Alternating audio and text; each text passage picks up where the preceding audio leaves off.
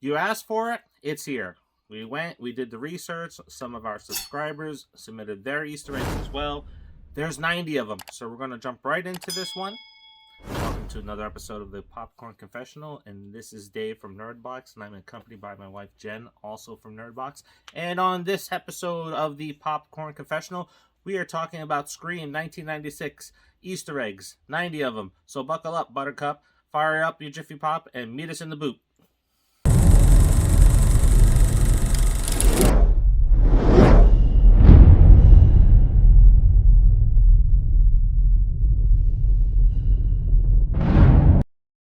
Alright, so before we begin this one, just to let you know, the next one that we're going to do is for Behind the Mask, The Rise of Leslie Vernon. We have, I think, about 20 of those Easter eggs that have been identified. I think there's a lot more, so go over to our community page, drop them over there, and then we'll include them in, because like we did with our last Easter egg video, you'll get the credit for it when we pull up the image or video on screen. So let's dive into it. As we know, the Ghostface mask is inspired by the painting by Edvard Munch. Or maybe you didn't know. But anyway, I knew it was inspired by a painting. I just didn't know who it was. The Scream? Yeah, I didn't know who it was either. But yeah. I was like, really? Okay. No, I can see it. Yeah, I guess so. In our opening scene, we see Drew Barrymore wearing a blonde wig. This is based on Michelle Pfeiffer's hairstyle in Scarface. We have a few movies mentioned by name. Halloween, Nightmare on Elm Street, and Friday the 13th, parts 1 and 2. We also have a few characters mentioned. Freddy, Jason, and Mrs. Voorhees. The opening scene for Scream is inspired by 1979's When a Stranger Calls and 1974's Black Christmas, but also mixes in elements of When a Stranger Calls back. There are a lot of Easter eggs that reference movies about killers calling on the phone. I didn't know there was that many out there. There are a lot. There is. Yeah. And including made-for-TV ones. Yeah, it's creepy. We see Casey making popcorn, which is a callback to Annie making popcorn in Halloween. Also before her death. If you're old enough, you will get this next one, as Casey walks into the living room, and right before things begin to unfold, we see that blue screen on the TV. This is a dead screen for VHS tapes before they played the next reel. And Wes Craven referred to this as we're about to see a film. Similar to what we heard in Scream 5, we hear elements of Psycho music being mixed in. Here in this film, we hear elements of Halloween's music being mixed in with the opening scene. Now, Casey trying to reach out to her parents after being attacked and struggling to scream is similar to Halloween 2, where Laurie is in the parking lot crawling towards a hospital, struggling to call out to Dr. Loomis. Then, this is an interesting one, we see her getting dragged across the lawn, which is also a nod to Dementia 13 from 1963. Also saw that in Devil's Rejects. After her parents discover the ransacked house and her mom hears Casey on the phone, her husband tells her to go down to the Mackenzies, just like Laurie tells Billy and Lindsay in Halloween. When Casey's body is discovered, it mimics the iconic death in Suspiria, 1977. What is an unintentional reference in this scene is Drew Barrymore being killed early on, like Janet Leigh in Psycho. But remember, Drew requested to be Casey, so we are not counting this one. A lot of people do, but if she requested it, it wasn't planned. Another non-Easter egg, or maybe we call it a reverse Easter egg, is Steve's jacket.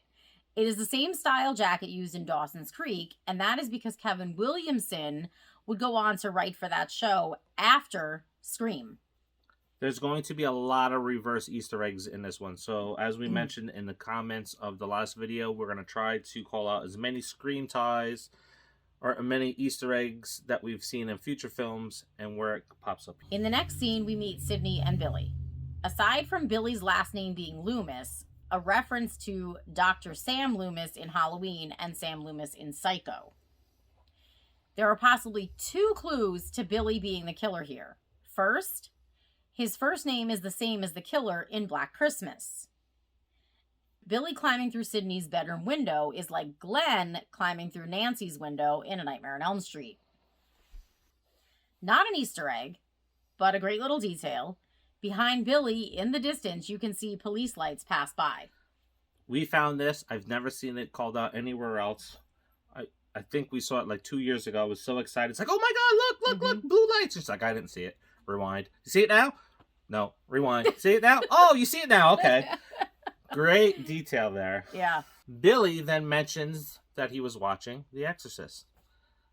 This next one is a deep cut, and it is a clue to expect 2 killers in this film.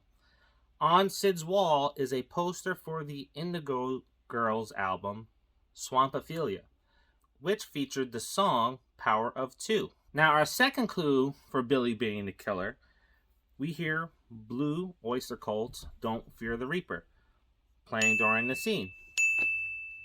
Come on. The Reaper makes perfect sense here.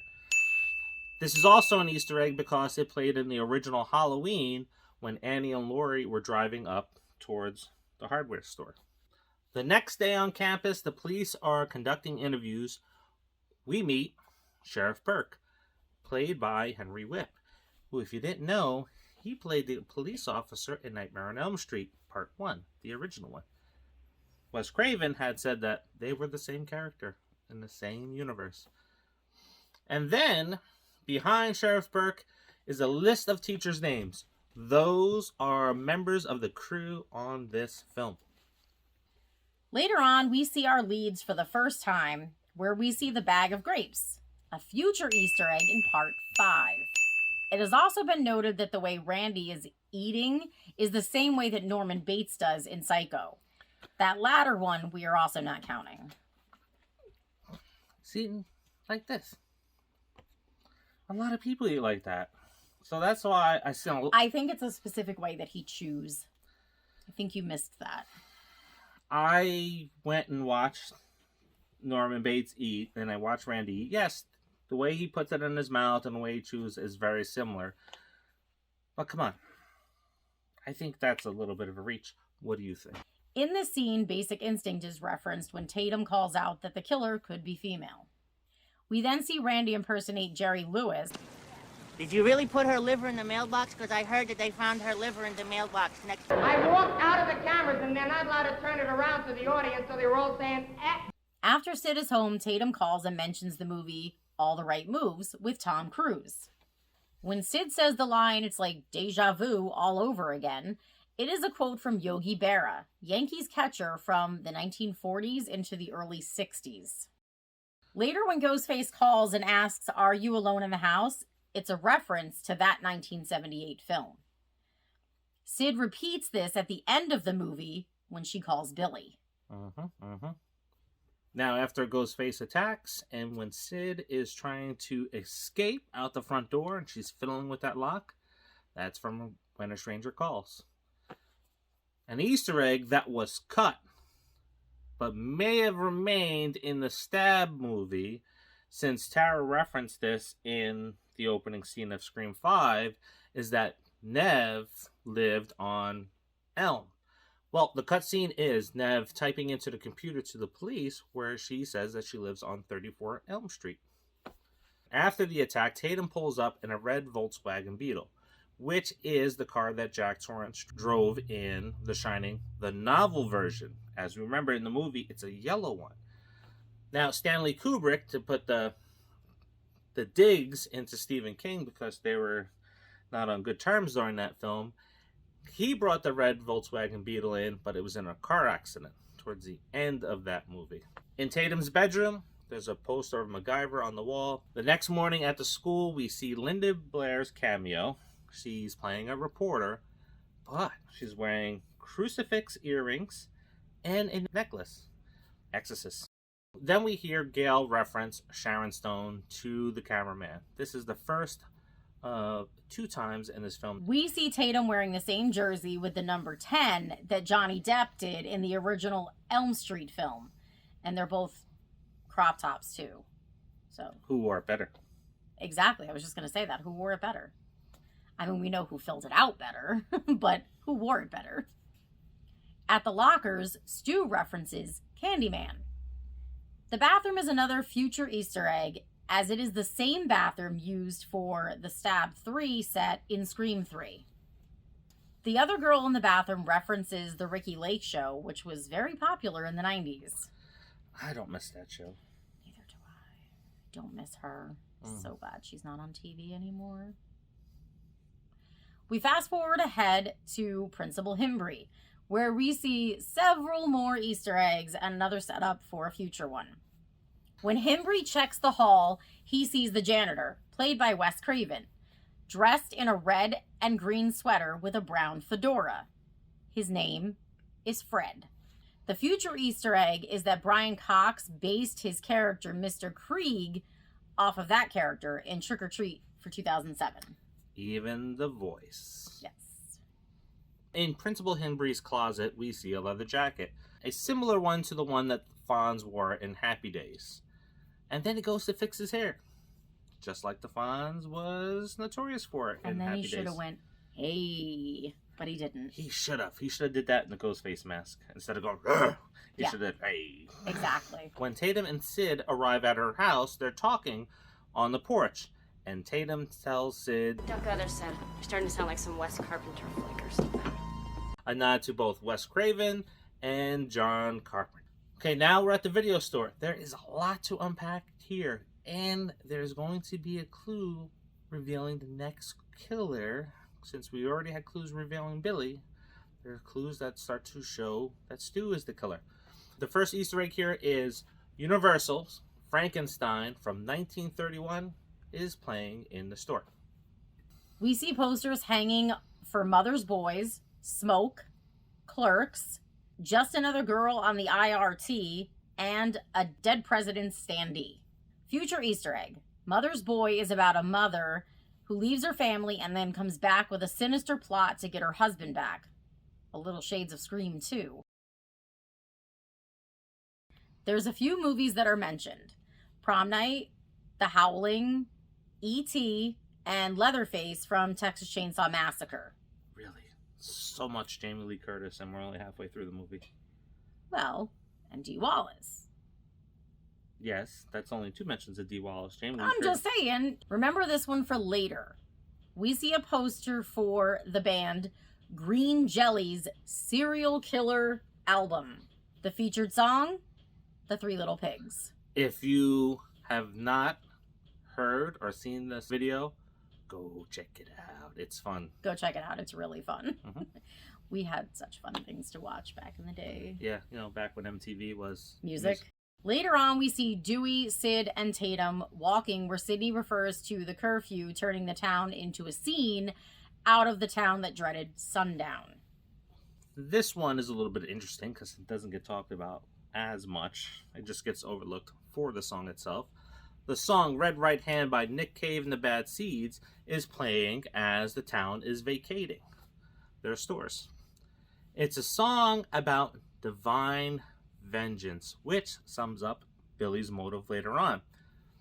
Now, we then get 2 future Easter eggs when Sid says Tori Spelling would play her in a movie about her life if it was made, which happens in the Stab movies. Then Dewey says he sees Sid as a young Meg Ryan. Her son, Jack Quaid, is in Scream 5. We're going to fast forward to the party. There are several VHS rentals that are throughout this scene. Terror Train, Hellraiser, Evil Dead, The Fog, Prom Night, Halloween, and Smoke is on top of the TV. I've never seen Smoke, but I'm a little interested now since it was referenced twice here. The song Drop Dead Gorgeous is playing as Tatum heads to the garage. This is yet another song in the film revealing something is going to happen to a character or something about the character. When Tatum enters the garage, this scene is an homage to Halloween and Annie's death in the original Halloween. Sure, there's no car, there's no choking, but Kevin Williamson wrote this as an homage to that scene. Tatum then references I Spit on Your Grave by renaming the film I Spit on Your Garage. My favorite line by her. I just have to get a picture with her putting that on the poster. It's so great. And then she also references Casper when she confronts Ghostface on the steps. Billy arrives to the party and Randy refers to him as Leatherface again. After Billy and Sidney go upstairs, Randy says, "There goes my chances with Sid." And Stu responds with As if. a reference to the movie Clueless. Randy then responds with, Oh, really, Alicia? Alicia Silverstone played Cher in Clueless. Future Easter egg. Alicia not only was considered for several roles throughout the franchise, but she is listed as Tatum in the Stab movies. Back inside, Randy explains the rules of surviving a horror movie. He pauses the movie that they're watching, Halloween, at the exact point when Michael raises his knife to stab Bob. Throughout his explanation, Randy stands to the right of the television with Michael's knife pointed ominously at his back. A foreshadowing of when Ghostface raises his knife behind him later on. I'm going to say it right now because I know it's going to come up in the comments. If we're looking at him, he's to the left of the TV. But he's facing us, so he's to the right of the TV. All right, so now one of the rules are being broken in the movie with Sid and her virginity. But we get to see that famous blue flannel turn up. It's really a signature of the killer in every single movie, right? Because Jill wore it in 4, Richie wore it in 5. Yes, I know Derek was not the killer in 2, and he wore a blue flannel, but he was originally intended to be the killer until the story leaked, and then they had to change it. Now, I don't know if you can call this an Easter egg, but the opening of this scene, you can see Billy eyeballing the entrance of the room to see if the door was unlocked so that Stu can enter. This was called out by Wes Craven. It was improv by Skeet Ulrich. And another giveaway that he was the killer. As they talked, Sid mentions that she fears that she will turn into her mother like a bad seed. This is a reference to the movie Bad Seed from 1956. This is also the first of 2 future Scream 5 Easter eggs. In The Bad Seed, a housewife finds out that her mother is a serial killer and fears becoming one too. Almost starting to think that Marvel was writing Scream because they plant all those little Easter eggs and they come back to them later on. Now, if you combine that plot with the next Easter egg where Billy compares Sid to Jodie Foster in The Silence of the Lambs, where she is having flashbacks of her dead father, makes you think. Not only do we get Sam's character in a nutshell from these 2 plots, but it also is foreshadowing of Sid seeing her mother in part 3. After the kids find out that Principal Himbry was killed, they rush off to go see his body. While they're driving off in a silver car, one of them yells out, This is a reference to the Lone Ranger, but more so to the movie and novel It. Bill in that story owns a silver bike, and when he rides it, he yells out, "Hi-ho, Silver, away." Now back downstairs, we see the iconic scene where Randy, who is portrayed by Jamie Kennedy, is yelling at Jamie Lee Curtis to look behind her while Ghostface appears behind him. Upstairs, we get the chase scene. Ghostface begins to chase Sidney through the house. Stu is now going to be revealed as the killer in 2 Easter eggs. The first being another music reference. In Stu's room is the same green jelly poster from the video store, maybe implying that Stu is the big bad wolf. The next Easter egg is when Sid runs through Stu's attic, where we see several dolls, some hanging from nooses, just like in Dario Argento's Deep Red, where dolls are hung in scenes of the film, serving as an omen of death. Now, it is creepy, right? For everybody that's saying, "Oh man, I figured out Scream 5 really quick." Think about it now, right? This movie laid out the 2 killers, and all of these clues, we never caught it because we were never used to this kind of film before. Everything's there telling us who they are. So I think when we're figuring out Scream 5 is just because we're all getting used to that formula, and we're looking for things now when we go to see Scream. Where in the original one, we missed all of these things that were indicating these people. After Sid escapes through the window, we see her waving down the car. Very much like Sandy in Texas Chainsaw Massacre, though Kevin Williamson links it more to Carrie. When Sid returns to the house and Billy reveals himself to be the killer, Billy quotes, We all go a little mad sometimes. which Norman Bates said in Psycho. After shooting Randy, he sucks corn syrup from his finger and references Same stuff they use for pig's blood in Carrie. During the kitchen monologue, Stu says that Sid's mom is no Sharon Stone. Second name drop for Sharon. When Stu goes to get Neil Prescott, he says a line from Let's Make a Deal.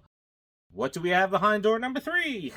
Stu then has 2 lines from 2 other movies. Houston, we have a problem. Apollo 13 for when he is actually looking for the gun. This is Houston. Say again, please. Houston, we have a problem. And then, I always had a thing for you, Sid, during the fight scene with Sid, and that's from Serpico. It's one of my favorite lines. I always had a thing for you, Sid. You don't know. Not likely an Easter egg, but when Sid pushes the TV onto Stu's head, she says, "In your dreams." And in Nightmare on Elm Street 3, the Dream Warriors, Freddy lifts Jennifer up and drives her head through the TV. Borderline Easter egg. Yeah, I can see it. Let you all decide on that one. So there you have it. That is the full list of everything that we found in Scream. That's a lot. Scream 1996. Yes. A lot that I didn't know about. Like the dolls hanging in the attic. As many times as she's run through there, never noticed it. I will every time I watch it. I did notice them, and I was a little creeped out, but I mean, I have a cousin who used to hang our Barbies by nooses, so I don't know. He hasn't killed anyone. That you know of. I mean, I guess. I just thought it was like something that stupid boys did. But then again, Stu was like almost a grown man by that point, so I guess he shouldn't have been doing that. Little boys make Barbies have sex. Anyway. Okay. So, our next Easter egg video is going to be Behind the Mask. As we mentioned, we are moving right now, so we won't be writing that up for the next couple of weeks. If you go over to the community page, you can leave any Easter eggs that you've seen in Behind the Mask that may not be on the list that we have already, and then we'll include it in, and we'll give you credit for it. And, don't forget to like, subscribe. We did it. Thanks to you guys. We are over the 1,000 mark for subscribers, so that's awesome. I'd say turn on the notifications, but you really don't need to. Save your battery life. Save yourself from the headaches of all the notifications. We'll be there when you need us if you just subscribe. And make sure you share. Keep on sharing. yes. And until the next review or Easter egg video, see ya. See ya.